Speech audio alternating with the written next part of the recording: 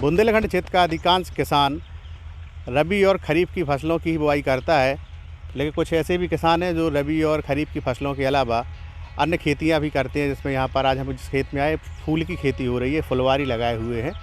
तो फुलवारी की खेती लगभग इन्होंने 4 बीघा में की हुई है।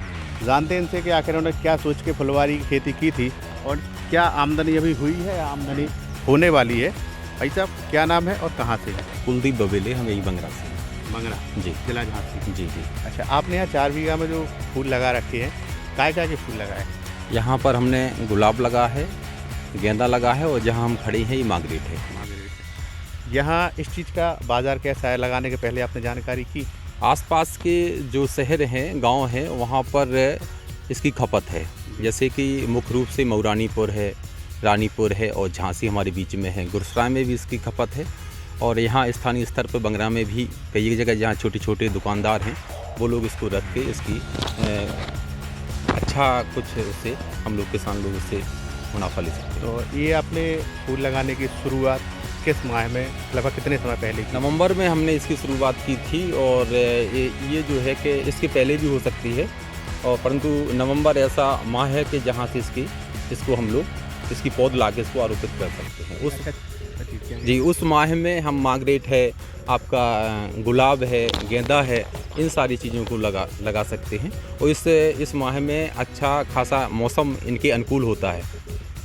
तो ये जो 4 बीघा आपने लगाया नवंबर माह में, इसकी कॉस्ट है, कीमत मतलब पूंजी लगाई गई, कितनी पूंजी लगाई? इसको लगभग अनुमानित 70,000 रुपये इसमें हमारा खर्च आया है, और 70,000 में हमने अभी यहाँ पर 1.5 बीघा के आसपास में मार्गरेट और गेंदा है, और इसी में हमारे गुलाब हैं। गुलाब पहले साल में तो इसमें कम लाभांश निकलता है, क्योंकि इसमें पौधा छोटा होता है, और लगभग 1 साल बाद जब पौधा बड़ा हो जाता है, उसकी कटिंग होने लगती है, तो अगली साल में उसके जो प्रॉफिट है, उसका लाभ है, हमें समझ में आता है। तो अभी इससे लगभग 6 माह हो गए हैं आपको जी। कुछ इनकम हुई है इससे? हाँ, इनकम हुई है। अभी इनकम हमारी मुख्य रूप से मार्गरेट में हुई है और गेंदा में हुई है। अब गुलाब से अपेक्षा हम अगली साल करेंगे। अच्छा, अगर कोई किसान लगाना चाहता है तो कहाँ, नवंबर से शुरुआत करेगा इसकी? हाँ, नवंबर। पूरी प्रोसेस बता दीजिए इसमें। इसके यदि कोई भी किसान लगाना चाहता है तो उसको हम लोग मुख्य रूप से नवंबर माह अनुकूल है। इसके और भी 1-2 माह पहले से, जैसे ही हमारी गर्मी बरसात समाप्त होगी, उसके बाद में हम इसको लगा सकते हैं। और बरसात के यदि पहले लगाते हैं तो बरसात में मौसम अनुकूल प्रतिकूल सब प्रकार का होता है।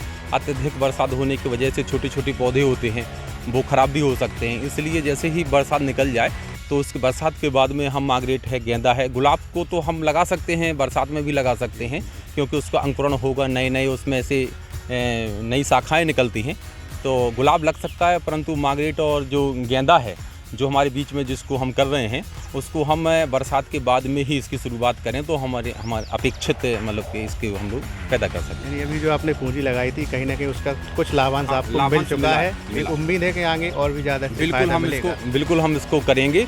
और कभी कभी क्या होता है कि मार्केट और जिसको हम कहते हैं कि सारंग वगैरह जैसी पड़ जाए, उसी के अनुसार लाभ होता है। कभी कभी किसान को इसका थोड़ा बहुत नुकसान भी उठाना पड़ता है, और कभी इसका अत्यधिक इसको लाभ भी हम लोगों को प्राप्त होता है। अनुमान यही है कि कहीं ना कहीं हमें लाभ इससे मिलता है। आम फसलों की अपेक्षा यदि किसान इस पर गौर करे, सही रूप से इसकी देखरेख करे, निदाई गुड़ाई इन सारी चीज़ों पर ध्यान दें, तो ऐसा नहीं है कि फूल की खेती में किसी प्रकार का नुकसान है। जो परंपरागत हमारी खेती है, उससे हम इसको बहुत बेहतर मानते हैं, और इसके लगाने के पूर्व किसान को अपने मार्केट की तैयारी कर लेना चाहिए। इस चीज़ को हमने समझा है। यदि हमने इसके मार्केट को नहीं देखा, हमने लगा दिया है, तो उस समय थोड़ी सी बौखलाहट या समस्या खड़ी होती है कि हम कहाँ दें, किसको दें। और इसकी खपत हमारे पूरे हम इसके ट्रांसपोर्ट के माध्यम से भी हम लोग बाहर भेज सकते हैं। ये तो हमने आसपास के ही क्षेत्र बताए हैं इसके द्वारा कि मऊरानीपुर, रानीपुर, आपका बरुआ सागर है, झांसी है, और झांसी में ही इसके बहुत बड़े बड़े व्यापारी हैं, मऊरानीपुर में हैं।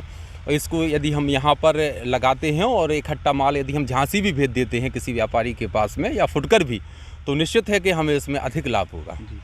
ये थे हमारे साथ एक फूल लगाने वाले किसान, जिनका स्पष्ट कहना है कि परंपरागत खेती से तो किसान को लाभ होता ही है।